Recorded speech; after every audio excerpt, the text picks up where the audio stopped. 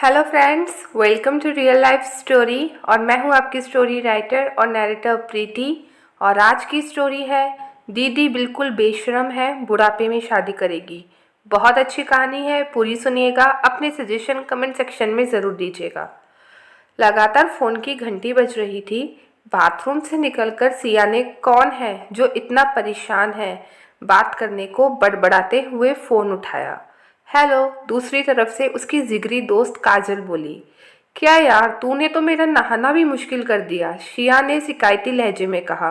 कल मैं शादी कर रही हूँ तो कोर्ट पहुँच जाना, काजल ने बिना किसी लाग लपेट के बोल दिया। ये सुनकर शिया आश्चर्य से क्या सच में, किससे और क्यों जैसे सवालों की झड़ी लगा दी। बस, अब क्या सारे सवालों के जवाब फ़ोन पर ही चाहिए? कल टाइम से पहुंच जाना, सारे सवालों के जवाब मिल जाएंगे, काजल ने हंसते हुए कहा और फ़ोन काट दिया। काजल और सिया बचपन की सहेलियां हैं। दोनों ने एक दूसरे का सुख दुख बांटते हुए जीवन के 40 वर्ष पार किए थे। काजल 20 साल की थी जब उसके मम्मी पापा का कार एक्सीडेंट में देहांत हो गया था।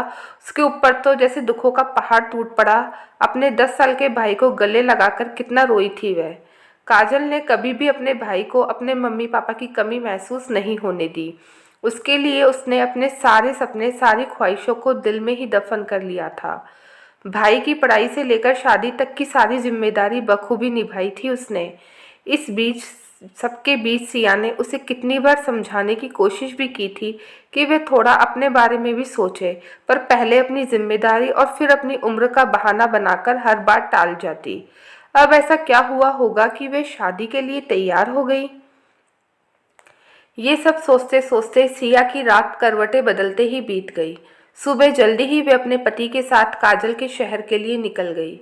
जल्दी से जल्दी काजल से मिलकर वह राज जानना चाहती थी जिसने उसके जिद्दी दोस्त को अपना फैसला बदलने को मजबूर कर दिया था। सिया अपने पति के साथ सीधे कोर्ट में पहुंच गई, जहां काजल अपने भाई भाभी भतीजे और होने वाले पति राघव के साथ बाहर ही मिल गई। काजल पिंक कलर की साड़ी और हल्की मेकअप में बहुत ही सुंदर लग रही थी। वहीं राघव ने भी पिंक कुर्ता चूड़ीदार के साथ पहना हुआ था और वह इस उम्र में भी फिट और काफ़ी हैंडसम लग रहा था। सिया ने काजल को गले लगाकर उसे बधाई दी। तभी अंदर से बुलावा आ गया। दोनों ने पेपर साइन करके एक दूसरे को माला पहनाकर शादी संपन्न की और अपने भाई भाभी से विदा लेकर काजल राघव के घर को अपना बनाने चल दी। राघव का घर दूसरी मंजिल पर था जहां वह अकेला ही रहता था, इसलिए एक फ्रेंड होने के नाते सिया ने उसकी गृह प्रवेश की रस्में करवा दी। सिया के पति को कुछ काम था तो सिया को छोड़कर चले गए और राघव भी कुछ लेने, शायद काजल के लिए गिफ्ट लेने के लिए बाजार चला गया। अब घर पर सिया और काजल दोनों अकेली थी, तो सिया ने एक बार में सारे सवाल काजल से पूछ डाले। काजल ने बोलना शुरू किया। सिया, तू तो जानती है मैंने कभी अपनी जिम्मेदारी से मुंह नहीं मोड़ा, हमेशा अपने छोटे भाई का ख्याल रखा और मेरे भाई भाभी ने भी मुझे पूरा सम्मान दिया। पर कुछ दिनों से बड़ा ही अकेला महसूस कर रही थी। ऐसा लगता था जैसे उन दोनों के बीच में मेरी वजह से कुछ परेशानी है। मैं हमेशा कोशिश करती कि उन दोनों के बीच में नहीं आऊंगी, पर मेरा भाई मुझे कभी अकेला छोड़ने को तैयार ही नहीं होता। मेरा भतीजा भी हमेशा मेरे आसपास ही रहता। इधर ऑफिस में राघव मुझे पसंद करने लग गए थे और एक दिन उसने मुझे शादी के लिए प्रपोज भी कर दिया, पर मैंने उसे ये कहकर मना कर दिया कि इस उम्र में शादी करेंगे तो लोग क्या कहेंगे, मेरा भाई मेरे बारे में क्या सोचेगा।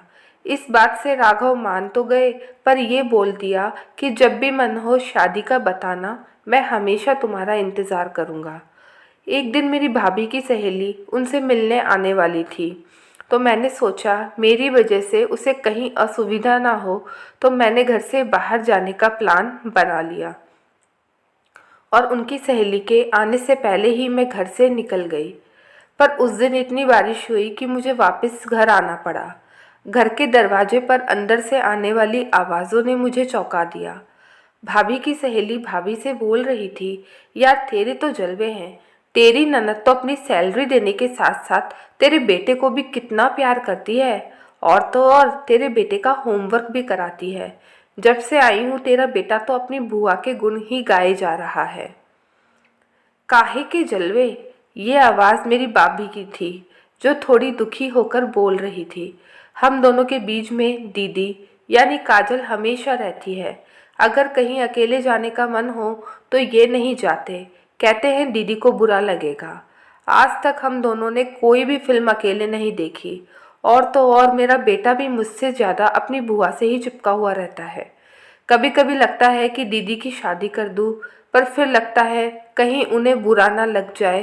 दीदी बहुत अच्छी है, पर उनके इस घर में रहने से एक बंधन है जिसमें मैं खुलकर सांस नहीं ले पाती हूँ।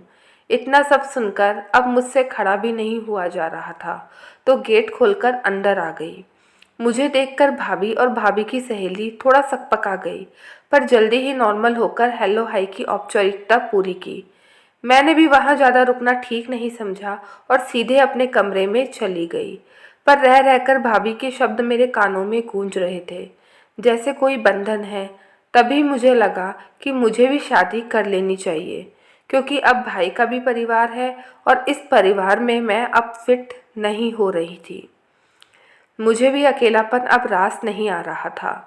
एक उम्र के बाद हमें एक साथी तो चाहिए जो हमेशा साथ रहे, जिससे हम अपना सुख दुख बांट सके। तो उसी समय शादी का निश्चय करके दूसरे दिन राघव से बात की तो वे तैयार था। उसे भाई से मिलवाया और बस हम लोगों ने शादी कर ली। इतना बोलकर काजल चुप हो गई। सिया ने काजल का हाथ अपने हाथ में लेकर कहा, मैंने तो तुझे कितनी बार समझाया था कि अपने बारे में भी सोच, पर तू हमेशा कोई ना कोई परेशानी बताकर मुझे चुप करा देती थी। पर काजल, मैं आज तेरे लिए बहुत खुश हूँ। एक लंबी सांस लेकर सिया ने काजल की तरफ देखा और एक हाथ सीने पर रखकर बोली, हाय, अब जाकर मुझे चैन मिला। जब से तेरी शादी की खबर सुनी थी, तब से ये सोचकर परेशान थी कि कभी शादी न करने की कसम खाने वाली मेरी दोस्त कहीं पागल तो नहीं हो गई जो शादी करने जा रही है। उसकी बात पर दोनों सहेलियां खिलखिलाकर हंसती। शाम हो चुकी थी। सिया के पति भी वापस आ गए थे और राघव भी घर पर आ चुके थे, तो सिया ने वहाँ से निकलना ही सही समझा और दोनों को भावी जीवन की बधाई देकर अपनी सहेली से गले मिलकर जल्दी ही फिर मिलने का वादा कहकर सिया अपने घर को निकल गई। आज उसके मन में बहुत खुशी थी। काजल को लेकर देर ही सही पर उसने अपना घर बसा लिया। दोस्तों, कभी कभी जिम्मेदारी की वजह से बहुत कुछ खोना पड़ता है, पर एक समय के बाद जब हम खुद को अकेला महसूस करते हैं, उस समय हमें जीवन साथी की ज़रूरत होती है, क्योंकि वही हमारी सुख दुख का साथी होता है, जो हमें कभी हंसाकर तो कभी रुलाकर हमारे जीवन को रंगीन किए रहता है।